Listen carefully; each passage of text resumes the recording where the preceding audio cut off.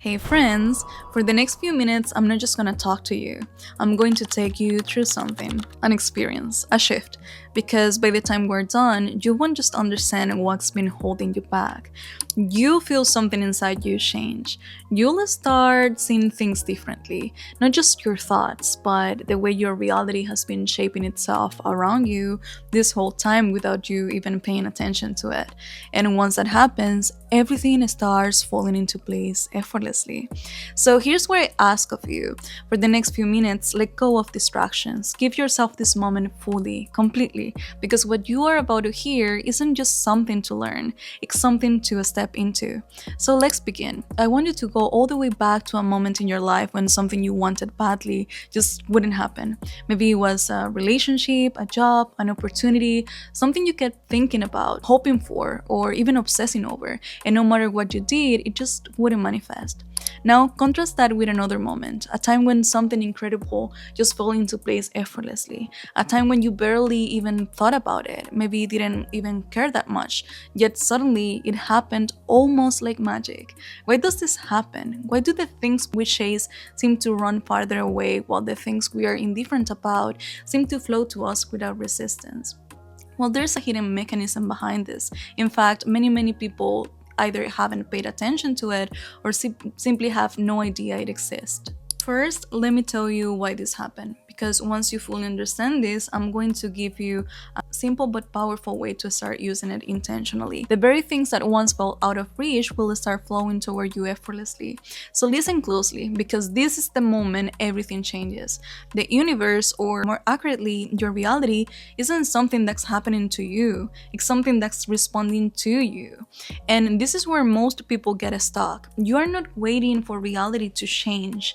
Reality is waiting on you. Think about it. How many times have you wanted something so badly, but it just wouldn't come? And then the moment you stopped caring, the moment you let it go, boom, it showed up. That's not a coincidence. That's the law. Because when you chase, when you obsess, when you keep looking for proof, you are telling reality that you don't have it. And reality will always mirror back the state you are in. But the moment you stop needing it, stop checking, stop trying to control it, that's when it starts moving toward you. Not because you gave up, not because you stopped wanting it, but because you shifted into the version of you that already has it. And when that happens, everything aligns. This is exactly what Neville Goddard was trying to get you to see. He said, assume the feeling of the wish fulfilled, and that assumption sustained will harden into fact. Now think about that for a second. He didn't say hope for it. He didn't say wish for it. He said assume it. An assumption isn't trying, it's knowing.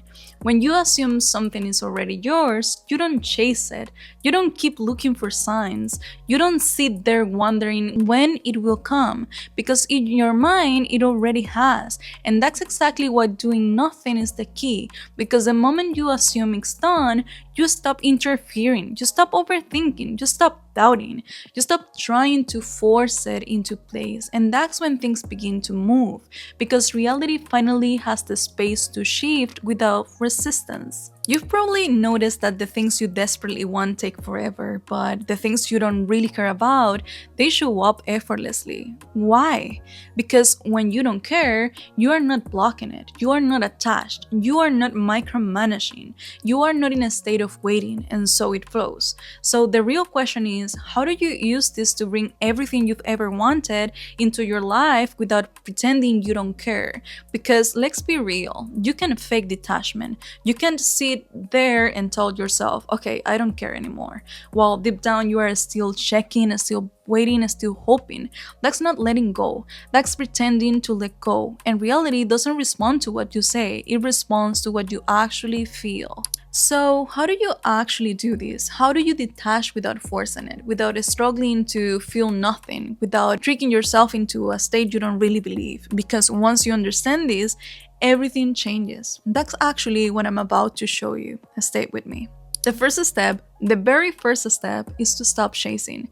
Every time you think, where is it, or why isn't it here yet, you reinforce the fact that it's not here. But if it was already done, how would you feel? Relaxed, confident, certain. And that's exactly the energy that pulls it in. Here's the thing, sometimes we chase what we want so hard that we actually block it from coming to us. In the Bible, for example, idolatry isn't just statues or objects, it's giving someone or something more power over your life than God has or that you yourself have. And that includes idolizing people or outcomes. Neville Goddard teaches that we create our reality by assuming the feeling of the wish fulfilled. But this isn't magic. It works because we are made in God's image, designed to create just like Him. Now, the catch is that our desires need to align with God's will, with the universe's natural harmony, and with the good for everyone around us. When you let go of need, stop chasing, and trust that what you want can flow effortlessly, that's when life starts rearranging itself, and you step fully into the power you were always meant to have. Right now, whether you realize it or not, you've been in I need this to happen mode, and that mode is keeping you stuck because every time you think, where is it or why isn't it here yet, you are reinforcing the fact that it's not here. And the truth is, if you already had it, you wouldn't be searching for it. So let me ask you, if it was already done, how would you feel? Would you be anxious? No. Would you be constantly checking? No. Would you be doubting? No. You would be relaxed, confident, certain, and that's exactly the energy that makes it show up. Because once you stop searching for proof, once you stop waiting, once you stop looking for signs, you step into the energy of already having it. And that's the energy that pulls it toward you effortlessly. So from this moment on, stop looking for it, stop waiting for it, stop questioning when it's coming. Instead, step into the energy of knowing. And the moment you do, everything starts shifting. Now, let me show you how to stay in this state without falling back into doubt. Stay with me. Now that you have stopped chasing, the next step is staying in the state of already having it without slipping back into doubt. And this is where most people mess up, because at first you might feel confident. You might feel like, okay, I've got this, I know it's already mine. But then a few hours pass, a day, maybe two, and suddenly that little voice creeps in, saying something like, wait, but where is it? That moment, that's the test, because the second you start searching again, doubting again, checking again, you undo everything. You slip right back into the energy of not having it. So how do you stop that from happening? You make peace with not knowing when or how it will happen. Listen to that again, because this is where the real shift happens. Most people can assume for a moment, but they can let go of the timeline. They can surrender the how, but if you can, then you're unstoppable. Because the moment you stop obsessing over when it will come is the moment you prove to reality that you already have it. And when you are no longer chasing, no longer waiting, no longer desperate for signs, it has no choice but to show up.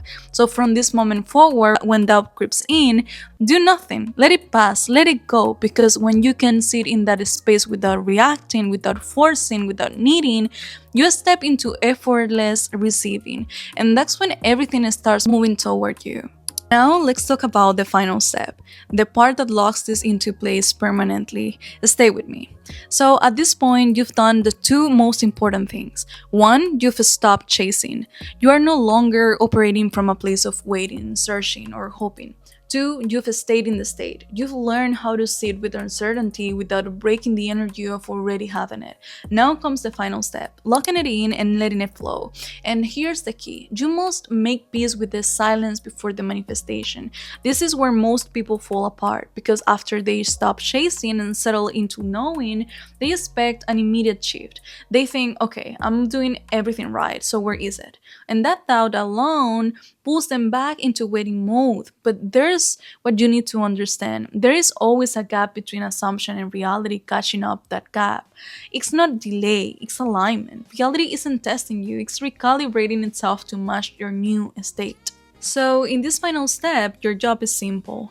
Keep living your life, stay in ease, and refuse to stress about it. Because when you can hold that energy, when you can sit in silence without scrambling to make something happen, it will come. And the best part, it won't just come. It will come in a way that feels effortless, natural, and even better than you imagined. So from this moment on, when doubt creeps in, when impatience starts pulling at you, do nothing. Not because you don't care, but because you already know it's done. And once you can do that, you'll never chase again, because everything you want will start chasing you.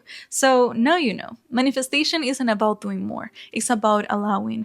The moment you stop chasing, stop checking, stop waiting, everything falls into place. You don't have to force it. You don't have to beg for signs. You don't have to wonder when or how. Because when you truly step into the state of already having it, reality will begin to shift to match it. And now it's up to you. You can go back to overthinking, second guessing, and waiting.